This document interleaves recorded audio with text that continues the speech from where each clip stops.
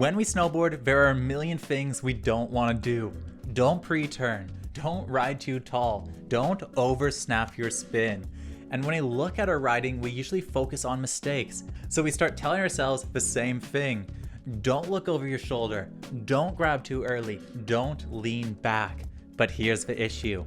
Your brain doesn't understand don't. It only focuses on the thing you're thinking about. If you're alone in a room with a marshmallow and all you tell yourself is don't eat the marshmallow, your entire focus is now on eating the marshmallow, which makes it way more likely you'll eat it.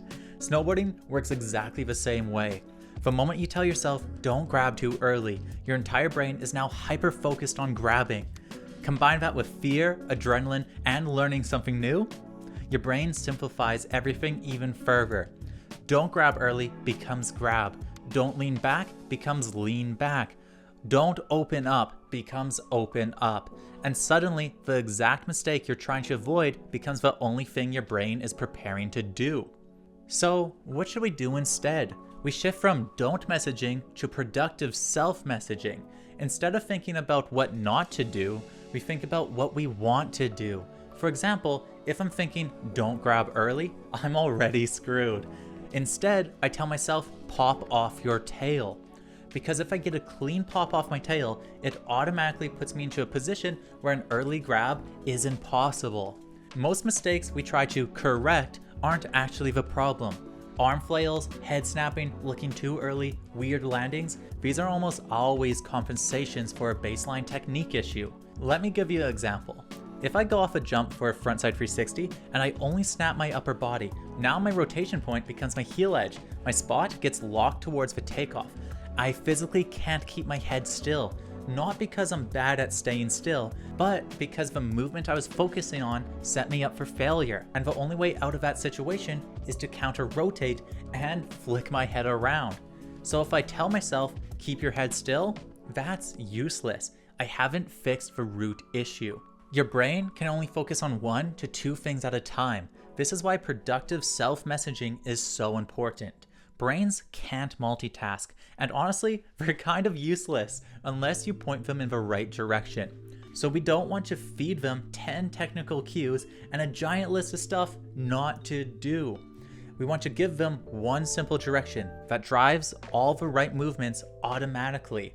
That's why snowboarders use blanket cues like stacked, pop, snap, patience. Each one of these cues contains multiple technique principles inside it, and with visualization and repetition, you can compress all that into one clean idea. For me, on 80% of my jumps, I tell myself, be patient.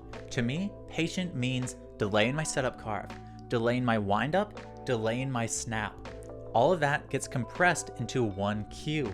That leaves my brain free to focus on the next part of the trick.